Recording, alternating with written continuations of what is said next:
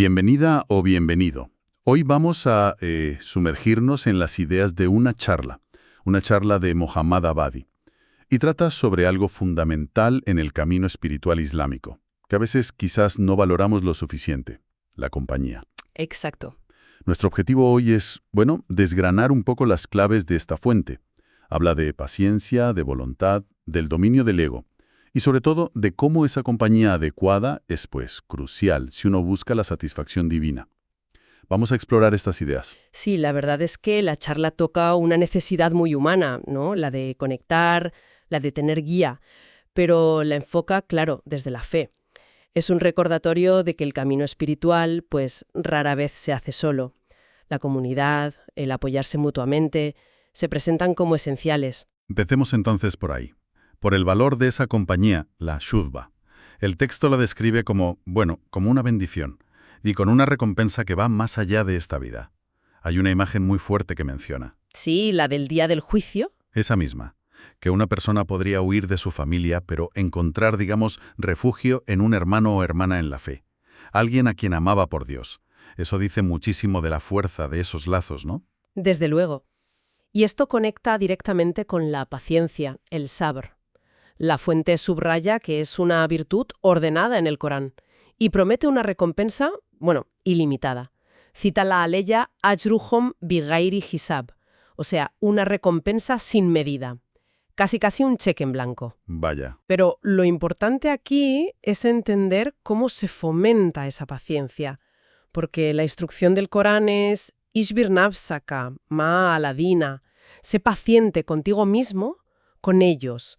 No pide una paciencia aislada, ¿sabes? Sino una que se practica estando con los compañeros creyentes. O sea, que implica algo más que aguantar sin más. Requiere una implicación activa. Justo eso. El texto lo aclara muy bien.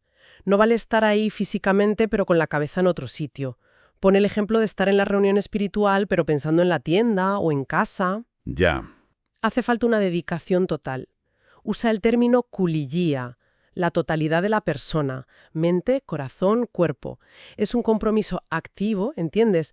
Casi como un encierro voluntario con ellos por un fin superior, una disciplina compartida. Y ese compromiso nos lleva al camino espiritual en sí, al suluk. La fuente dice que está lleno de obstáculos, de akabat. Y aquí es donde, para mí, se pone la cosa interesante. Menciona que históricamente los guías espirituales, en la tradición sufí, Ajá. ponían pruebas muy duras a los aspirantes. ¿Por qué esas pruebas tan exigentes? Pues para medir la autenticidad de la voluntad, la irada. Querían ver si el deseo del aspirante era de verdad, si era fuerte. Y lo fascinante es cómo la fuente trae esa idea al presente. Cita a Sidi Abdesalam Yassin, una figura importante en Marruecos. Sí. Y sugiere que las pruebas de hoy no son tanto físicas o, ascéticas extremas, sino que están en la dinámica de la propia comunidad, de la llamaa. ¿Te refieres a los roces del día a día, las responsabilidades dentro del grupo, ese tipo de cosas? Precisamente, las relaciones con los compañeros, las exigencias de la organización, del tandim, que a veces pueden chocar un poco con la formación espiritual más personal, la tarbia. E incluso, dice, la relación con presiones externas, como las del Estado. Son pruebas distintas, pero según el texto, igual de reveladoras. Muestran si la voluntad está de verdad enfocada en Dios, en Wajh Allah. Y se hace una distinción importante sobre esa voluntad lairada. No es la voluntad normal y corriente para conseguir cosas en el mundo, que, todos tenemos más o menos. No. Se refiere a la voluntad específica del aspirante espiritual, del murid, el que desea solo y exclusivamente el rostro de Dios. Y la fuente advierte, esa aspiración es delicada, es frágil. ¿Alguien puede entrar en la comunidad con esa intención pura? Claro. Pero las dificultades, responsabilidades, conflictos, esa tensión entre lo espiritual y lo práctico pueden desbastar esa voluntad. El texto llega a decir que si una persona cae, si abandona en alguna etapa por estas pruebas, pues ya no se le considera estrictamente un murid, porque su enfoque ya no es el mismo. Vaya, eso subraya lo exigente que es este camino, según la fuente. El estatus de murid no es como una etiqueta fija, sino un estado que hay que mantener activamente, ¿no? Correcto. Y por eso mismo la compañía constante se ve como tan necesaria. para sostener esa voluntad frágil, para recordar el objetivo, para apoyarse unos a otros en las pruebas. El entorno se convierte en un soporte vital para esa aspiración. Leyes del camino. Una de ellas me ha impactado mucho. Deja tu parte, tu ego, tu suerte, aunque te dejen atrás. Suena casi a anularse a uno mismo.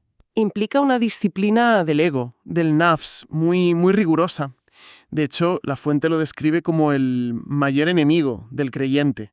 Significa, según explica, aguantar ofensas, perjuicios económicos, calumnias, sin reaccionar desde el ego, sin defender tu imagen o tu posición, manteniendo siempre la vista en la meta espiritual, en acercarse a Dios. Es como, como permitir que pisoteen tu orgullo para poder avanzar espiritualmente con los demás. Me imagino que para mucha gente esta idea de dejar tu parte puede sonar, no sé, radical, incluso injusta en un sentido mundano. ¿La fuente da alguna pista sobre cómo cultivar esto, más allá de los ejemplos de grandes figuras? Más que una técnica concreta, lo enfoca como una consecuencia necesaria de priorizar lo divino sobre lo personal, ¿sabes? Lo conecta con el ejemplo del profeta Mohammed, por supuesto, y también con el de Sidi Abdesalam Yassin, de quien dice que encarnó esta cualidad. Soportó acusaciones, presiones, pero manteniendo un corazón limpio y amor por todos, incluso por quienes le atacaban. La clave parece estar en esa reorientación de la voluntad. Si tu objetivo es Dios, las ofensas personales pierden su poder. Hay una frase que lo resume muy bien, me parece. Debemos ser una ayuda para los demás contra sus propios egos y no ayudar a nuestro ego contra los demás. Es darle la vuelta completamente a la tortilla. Es un punto crucial, sí. Ayudar a nuestro ego contra otros es, desde esta visión, aliarse con ese enemigo interior. En cambio, si alguien nos ayuda a ver y controlar nuestro propio ego, deberíamos agradecerlo, no ponernos a la defensiva. El texto argumenta que no poder dominar el nafs es la raíz de muchas debilidades, de muchos fracasos individuales y colectivos. Ceder ante él, dice, genera miedo, apego a lo mundano, jubaldunia, y puede llevar a abandonar luchas más importantes. Menciona el yihad en su sentido amplio, incluyendo la lucha interior. Entiendo. Superar el ego, en cambio, permitiría afrontar cualquier desafío sin ese miedo que paraliza, con la mirada puesta en el más allá. Y todo esto nos lleva de nuevo, claro, a la compañía. Se retoma la aleya central, Wasbir nafsa kamal ladina yadguna rabbahum bilgadati walashiyi yuriduna wajha. Sé paciente contigo mismo, mantente firme junto a aquellos que invocan a su Señor mañana y tarde buscando su rostro. La fuente da aquí una interpretación muy potente sobre por qué incluso el profeta Muhammad recibió esta orden. Sí, el argumento es que, aunque el profeta, digamos, no necesitara espiritualmente a sus compañeros para crecer él, más bien era al revés, ellos se beneficiaban de él, Claro. Dios le ordenó sentarse con ellos. ¿Por qué? Pues para que el bien, la luz, la guía que Dios le había dado pudiera transmitirse, pudiera difundirse a través de esa interacción, de esa compañía. Su presencia era el canal. Eso conecta con otra idea que se menciona, la de los santos o sabios. Cita a Abdul Qadir Jilani, una figura muy venerada en el sufismo. Dice que, aunque ellos prefieran la intimidad con lo divino, a menudo Dios los devuelve a la creación. Exacto, para guiar a la humanidad. Su presencia entre la gente no es una preferencia personal, sino una misión divina. Y esto refuerza la idea de que ciertas cualidades espirituales clave, como la paciencia, el sabr y la veracidad, el sidq, La veracidad del Sid.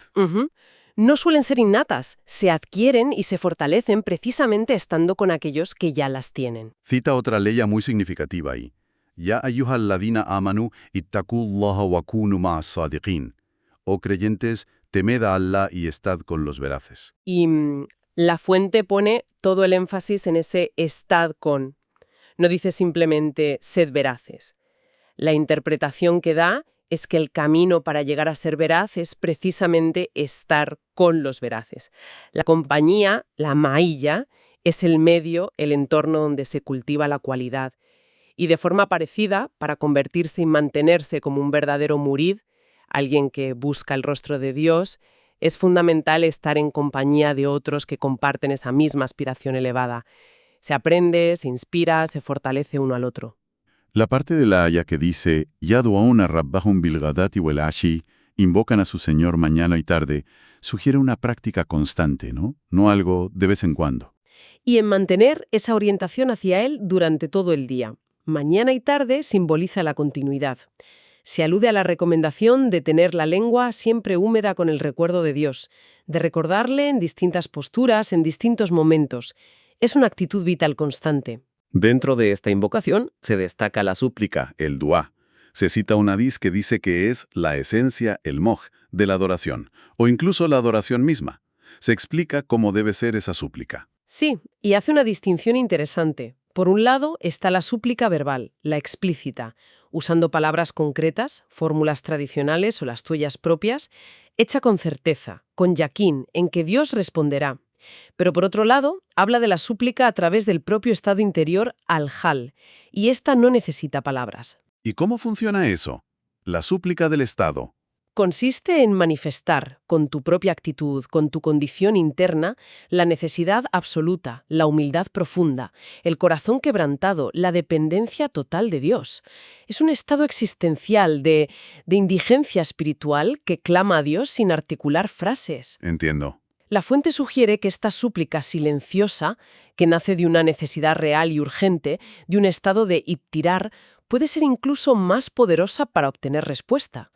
Ese estado de vulnerabilidad reconocida parece atraer, por así decirlo, la compasión divina, la shafakat al-halik, y a veces incluso la compasión humana, shafakat al-halk. Es el grito silencioso del que se siente perdido y solo puede mirar hacia arriba. Claro que mantener este enfoque y esta compañía tan beneficiosa requiere estar alerta, ¿no?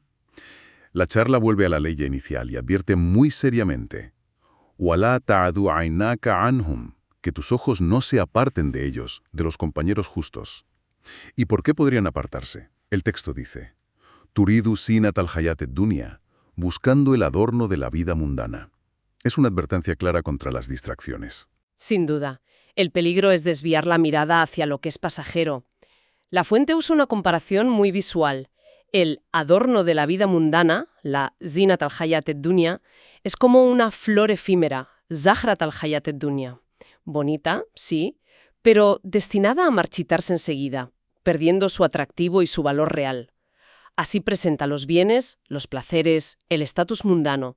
Si los comparas con la meta espiritual duradera, Incluso relaciona esto con la orden coránica de bajar la mirada, gadda al-basar, que no es solo por modestia sexual, parece que aquí tiene una dimensión espiritual más amplia. exacto.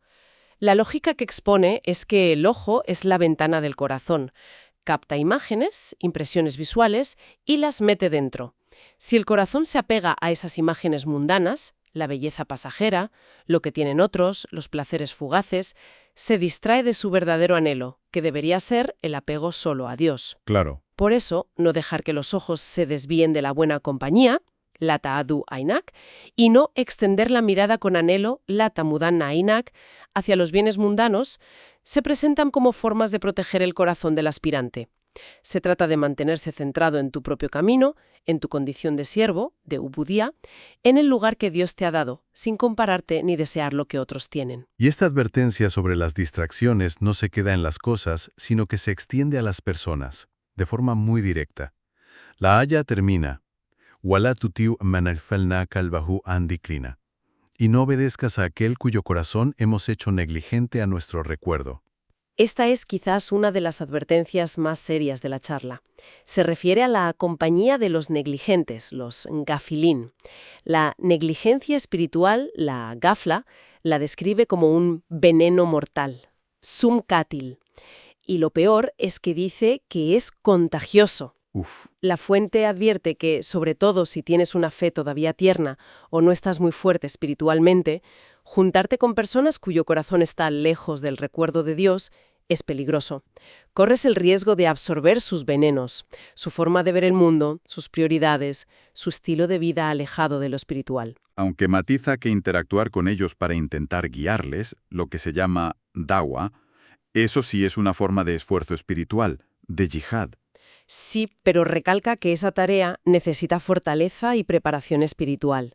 No es para cualquiera ni se puede hacer de cualquier manera, porque el riesgo de que te influyan negativamente es real. La fuente relaciona directamente esta negligencia del corazón, la gafla, con dos resultados desastrosos: seguir las propias pasiones y caprichos, wataba hawa, y tener los asuntos vitales dispersos, fragmentados, wakana ambruju frutan. Usa la metáfora de un collar cuyas cuentas se han roto y desperdigado. Así estaría la persona negligente. Sus preocupaciones, lealtades, energías, dispersas, sin un centro que las una. En contraste con el creyente, que debería buscar la unidad de propósito, ¿no? Justamente. El creyente, idealmente, debería tener sus asuntos reunidos, enfocados en un solo Señor. Evoca esa parábola del Corán del hombre que pertenece a un solo amo. Rajol Salamañ Lirranjul, cuya vida tiene coherencia, tiene dirección. Frente al hombre que sirve a varios amos que están siempre discutiendo. Rajol Fiji Suraka Mutashakisun, cuya vida es un caos de lealtades enfrentadas. La compañía negligente amenaza esa unidad interior y ese enfoque en lo divino. Entonces, si intentamos resumir las ideas clave de esta fuente, el mensaje parece muy claro, ¿no? La compañía recta, la suhba salija, no es un extra opcional, es casi una condición indispensable para el camino espiritual. Funciona como el sitio donde se cultiva la paciencia, se fortalece la voluntad hacia Dios, se aprende a dominar el ego y, bueno, se navega por las pruebas. Y al mismo tiempo actúa como un escudo protector contra las distracciones del mundo y, sobre todo, contra la influencia negativa de la negligencia espiritual. Es una visión donde la comunidad y la disciplina individual van de la mano, se refuerzan la una a la otra. La buena compañía te ayuda a ser paciente y a estar enfocado. Y esa paciencia y ese enfoque te permiten seguir en esa compañía buena y resistir las malas influencias. Llegados a este punto, si tuviéramos que sacar 2 o 3 ideas centrales que resuenan con fuerza. Primero, esa paciencia espiritual no es pasiva, es una presencia activa, total que se cultiva con otros. Sí. Segundo, el progreso necesita una lucha contra el ego, no solo el tuyo, sino ayudando a otros contra el suyo. Ver el ego como un campo de batalla común. Muy buena esa imagen. Y tercero, que las virtudes claves se adquieren como por contagio positivo, estando con quienes las poseen. Exacto. Y quizás una reflexión final que surge de todo esto, sin añadir nada externo, pero proyectando la lógica de la fuente es: vale, se insiste muchísimo en buscar activamente la compañía adecuada y en protegerse tanto de las distracciones y la negligencia. Pero ¿cómo se aplica esto en la vida moderna, que es tan compleja? ¿Cómo puede una persona interactuar, porque tiene que hacerlo, con un mundo lleno de esas flores efímeras y gente potencialmente negligente, y al mismo tiempo mantener ese corazón y esa mente centrados solo en lo divino, como propone la fuente? ¿Dónde está el equilibrio práctico ahí? Una pregunta desafiante, sí señor. Se queda ahí resonando. Agradecemos a la fuente, a Dr. Mohamed Abadi, por ofrecernos estas perspectivas tan profundas sobre la disciplina interior y la importancia vital de la compañía en el camino espiritual. Y con esto, pues concluimos nuestro análisis de hoy.